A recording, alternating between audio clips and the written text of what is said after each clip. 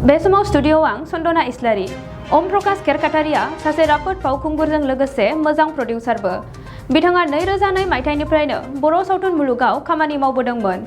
बिथाङा गोबां बड' मिउजिक भिडिअ'स, सावथुन आरो असमिया सिरियालफोराव खामानि मावबोखांबाय। एक्टिंनि अनगायैबो बिथाङा गोबां बड' मिउजिक भिडिअ'स आरो मोनसे बड' फिचार सावथुनबो दिहुनखांबाय। बिथाङा गोबां बर'नि एलबामाव फावखुंगुर महरै खामानि मावबोदों, जेरै फै सना, दाउ दाउ, सिमां, खैरोम दैरोम बायदि बायदि। लोगोसेनो बिथाङा गार', असमिया बायदि सावथुनावबो खामानि मावबोखांबाय। बिथांनि गिबि बर' सावथुननि मुङा जाबाय हांमा हांसा। बिनि उनाव बिथाङा गोबां बर' सावथुन जेरै सायाराम गाजोला, नागिन, सना माइनाव, सिमांनि मिजिं बायदि सावथुनफोराव गाहाय फावखुंगुर महरै खामानि मावबोदों। बेजों लोगोसेनो बिथांनि गोदानै दिहुनजानो नागिरनाय बर' सावथुननि मुङा जाबाय मैहुर आरो गोदानै दिहुनजानो नागिरनाय असमिया सावथुननि मुङा जाबाय सांग्राम। बिथाङा खैना सावथुननि थाखाय 2016 मायथाइयाव बेस्ट एक्टर बान्थाबो मोनदोंमोन। दानि गोदानै दिहुनजानाय बड' फिचार फिल्म सिजौ सावथुननि थाखाय बिथाङा बान्था मोननायजों लोगोसे मानबो बावजादों। बे सिजौ सावथुननि थाखाय बिथाङा नेशनेल आरो इन्टारनेशनेल सावथुन मुलुगनि बान्थाबो मोननो हादों, जेरै Chicago' south Indian film festival, Washington DC south Asian film festival, golden sparrow' international film festival बायदिफोराव best Indian film, best debut director, best screenplay बायदिनि थाखाय बान्था मोननो हादों। गिबियावनो आं बर'लेण्ड बुब्लिनिसिम आंखौ दिनै इन्टारभिउ लानो थाखाय आंनि गोसो गोरबोनिफ्राय साबायखर थाबाय। बेयावनो आं बर'लेण्ड बुब्लिनिसिम आंनि गोसो गोरबोनिफ्राय साबायखर थाबाय। आं सिजौनि सोमोन्दै एसे बुंनोसै माबायदि सिजौ मुभिखौ प्लेनिं लानाय जादोंमोन। एक्सुवेलि बे जोङो प्लेनिंखौ जोङो 2019आवनो जों लादोंमोन। आंजों आरो बिशाल जाय दा डाइरेक्सन होदों बे मुभिखौ, सावथुनखौ। थ' जों खनसे थारमाने बिदिनो रायज्लायनायाव जों सिजौनि जा स्ट'रि, बे स्ट'रिनि सोमोन्दै जों रायज्लायदोंमोन आरो। स्ट'रिया एक्सुवेलि आंनावनो दंमोन। बै समाव जेब्ला नोंना मा होनो, जोंना एक्सुवेलि गामिया जोंना इन्ड' भुटान बर्डार एरियायावनो जायो। आंना गामिया जाहैबाय, अरिजिनेल गामिया जाहैबाय सायखंगुरि, बाक्सा डिस्ट्रिक्ट। थ' आवगायनिफ्रायनो जों आबै आबौ बाबामोननिफ्रायनो खोनायोमोन जे माने गंगारफोरा आवगायाव फैनानै जोंनि गामिफोराव फैनानै जेनेबा माइरं बा जा बुस्थु थायो बेफोरखौ बिसोरो लांफैयोमोन, बा मोनाबा बिसोरो मानसिफोरखौ थिखोना लाङोमोन। बै समाव जों उन्दैयाव खोनायोमोन जे गंगार फैदों। आरो बै समाव जेब्ला उन्दैमोन, जों जेब्ला एसे माने बदमासि दुस्थामि खालामोमोन, होमबा गंगारफोरा लांगोन दे होननानै होमबा जोंखौ सिगियोमोन। थ' बे स्ट'रिखौ एक्सुवेलि आवगायावनो एसे एनै खोनाखादोंमोन आरो।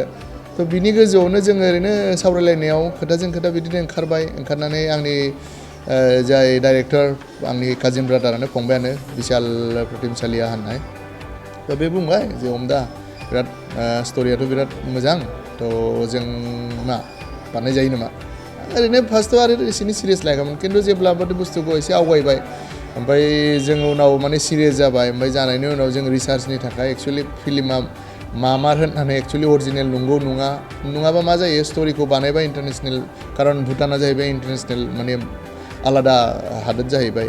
मानोना बिसोरनि स्ट'रिखौ ओरैनो जुदि मा होनो स्ट'रिखौ मिथियाबासिनो बानायलाबायबा होमबा कन्ट्रभारसि जानो हागौ होननानै जोङो एसे रिसार्च खालामनो हमबाय। ओमफ्राय मोजां जोंनि जा एसे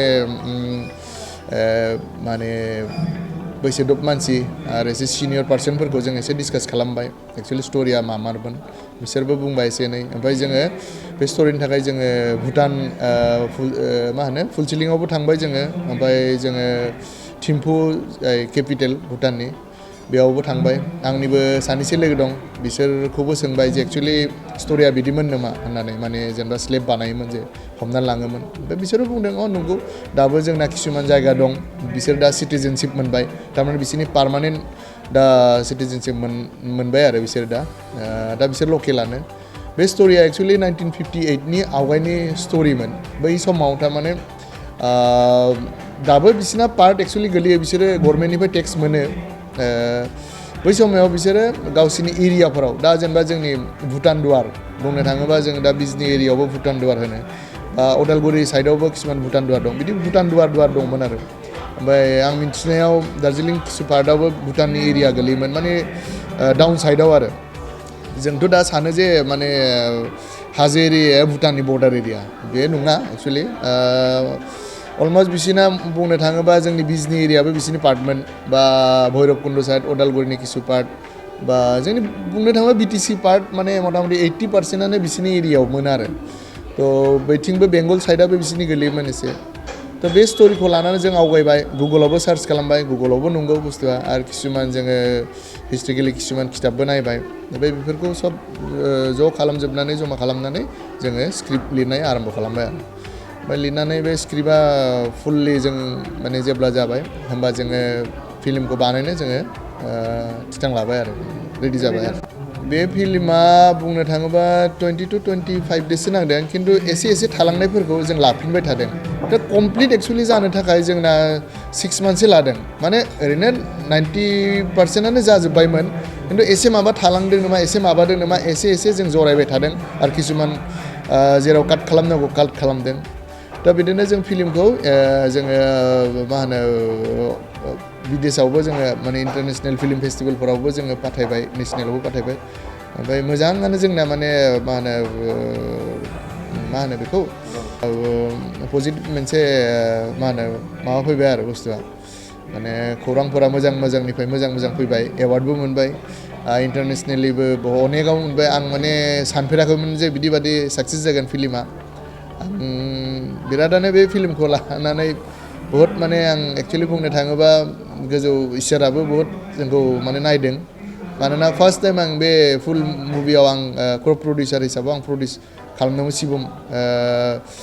शिबम प्रडाक्शननि बेनाराव ओमफ्राय आरो सासे आब' दंबावो प्रियम खेरखातारि होननाय मानोना फार्स्टआव आं हारसिंनो बानायगोन सानदोंमोन ओमफ्राय बाजेटआबो अनेक मा होनो जाबाय बेनिखायनो आं आब'खौ हेल्प लाबाय ओमफ्राय जों सानैबो मिलायनानै प्रडिउसखौ खालामबाय ओमफ्राय डाइरेक्सनाव जोंना बिशाल दं थ' बेनोसै स्टार्ट खालामबाय दाबो जोङो मोजां खोथा मा होनो इन्टारनेशनेल फिल्म फेस्टिभेल अफ मा होनो इन्डियाआव जों मा होनो इन्डियान पेन'रामायावबो जों जायगा मोनबाय मानोना 26 इयार्सनि उनावसो जों मोनदों फार्स्ट जोङो बर'आव हाग्रामायाव जिनाहारि होननाय जों दा बड'सानि प्रडिउस माबायाव मोनदोंमोन सेकेन्ड टाइम जोंनि सिजौआव मोनदों हयथ' मानसिफोरा इन्डियान पेन'रामा मा मिन्थिया जानो हागौ इन्डियान पेन'रामाया जाहैबाय इन्डियानि भितराव सबसे पुरुना आरो वर्ल्डआवनो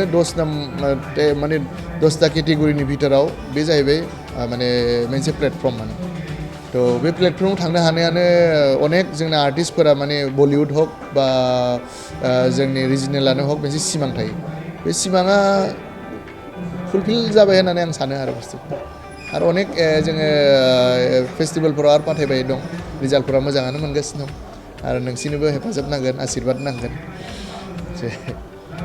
जोङो जे आदा मा होनो सिजौ फिल्मखौ इंलिसाव डाबिं खालामगोन ना खालामदों नामा एक्चुवेलि जोंना बे फिल्मा साबटाइटेल थाखागोन आरो फिल्माव खुनु लेंगुवेज थाया बेयाव नोङो मा माने देखायनो नागिरदों बेसो मेनलि मानोना जोंबो करियान मुभिखौ हक बा चाइनिस मुभि किसु हक बा साउथ इन्डियान फिल्मखौ जोङो खिन्थु बिसिनि रावावसो जोङो नायो आरो मोजां फिल्मबा नोंना ओरैनो नायखागोन मानोना अनेक जायगायावनो नोंना इंलिस रावा सोलिया दा रासियावनो बा अनेक इन्टारनेशनेल जायगायाव जोंना मा होनो इंलिसा जिहेतु सोलिया बेनिखायनो बर' फिल्मखौ जे नाया बे खोथा नङा मोजां फिल्म मोजां माबाखौ नायखायोनो अनेक जायगायावनो बुस्थुखौ जोंनाबो जिहेतु सिजौखौ नायनानै मोनसे गोग्गाथाव खोथा इन्टारनेशनेलि अनेक मानसियानो मोजां मोनदों आरो अननायबो होगासिनो दं बेनिखायनो बेसे थाङो आरो आं नेक्स्ट आरोबाव मोजां फिल्म बानायनो नाजागोन मोनसे गोजोनथाव खौरां गोजोननि नोगोर क'क्राझाराव थानाय बाजार इन्डिया आरो MRM हस्पिटाल साखाथियाव बड'लेण्ड थेरापिस्ट सेन्टाराव थुब्ला ब्रह्मआ गुबुन गुबुन रोखोमनि सानाय सुनाय गोनां सुबुंफोरनि थाखाय फाहामथाय होनाय जायो जेरै जान्जि सानाय हान्थु सानाय गोदोना सानाय आदै सानाय आफादावदै सानाय जानजि जरा सानाय खर' सानाय सिनस्रि जरा सानाय बैफोरबायदि सुबुंफोरनि सानायफोरखौ फाहामथाय होबोगासिनो दं सोरबाफोर बे बेरामाव गोग्लैनाय सुबुंफोरा बे खाबुखौ लानो हागोन गोबां मिन्थिनो थाखाय नैबे जानबुं नङाव फन खालाम 9974030738